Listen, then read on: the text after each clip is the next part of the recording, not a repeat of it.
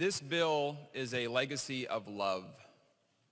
There is no hate in this bill. Representative Baker, thank you for your remarks tonight and for your honesty and for sharing a little bit of your pain with this body. We need to feel it. The emotion matters. Representative Olson, thank you for your persistence and your dedication and for making this bill as strong a bill as it can possibly be. This bill is the right bill. This bill is the right solution. This bill provides relief, it provides hope, it provides support for the Minnesotans who are damaged by opioids. And this bill includes payment from the people who profited from that damage they knowingly delivered to the people of Minnesota and to the people of this country. The families across our state continue to experience unthinkable tragedies. It is important to remember, members, that opioid deaths in Minnesota are increasing. Despite the attention that we've had on this issue for years and years now, opioid deaths are increasing.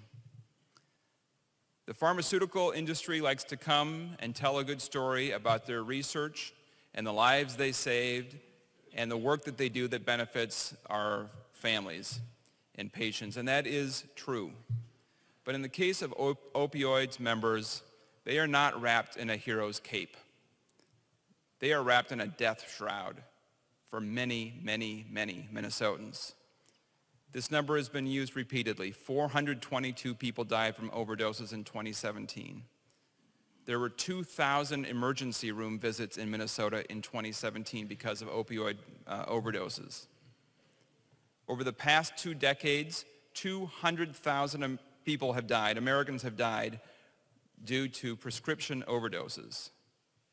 We all know how the pharmaceutical industry has flooded this building, and the national capital, and any place a legislator goes, there is a pharmaceutical lobbyist trailing not far behind, looking for one more opportunity to tell us what great things that they have done.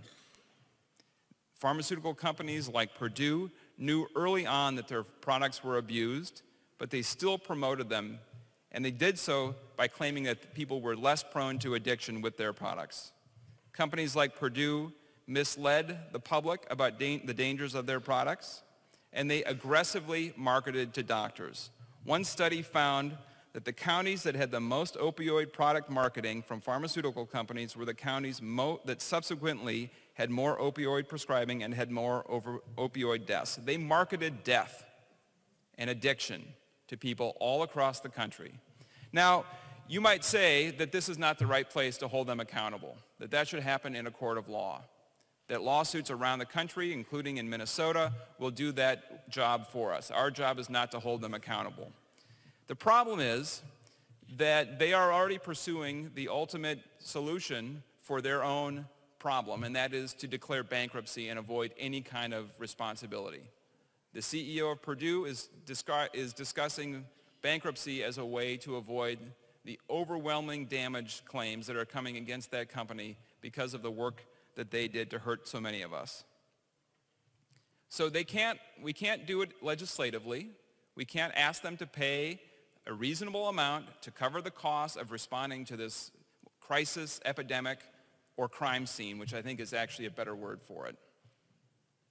So on the one hand, we can't make them pay, and on the other hand, they can declare bankruptcy in court. The consistent theme is no accountability. They do not want to be responsible. And for many, many years, for decades, they have avoided responsibility.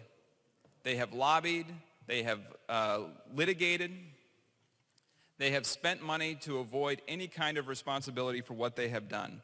That ends tonight in Minnesota, members. We are passing this bill not to get it to conference committee.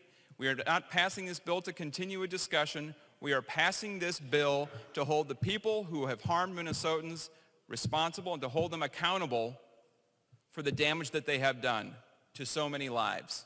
That is what we are doing tonight. I hope that this bill comes back from conference exactly like it is tonight.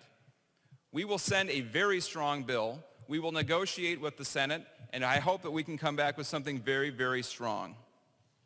We are not going to knuckle under and give in to pharmaceutical lobbyists anymore. We are not going to give in to the big money. We are not going to let them avoid responsibility and accountability. We are going to vote green for the Minnesotans who have been hurt, who've been killed, and whose families are suffering. It is a choice. You are either with the people of Minnesota in this fight, or you are with the people who've harmed them.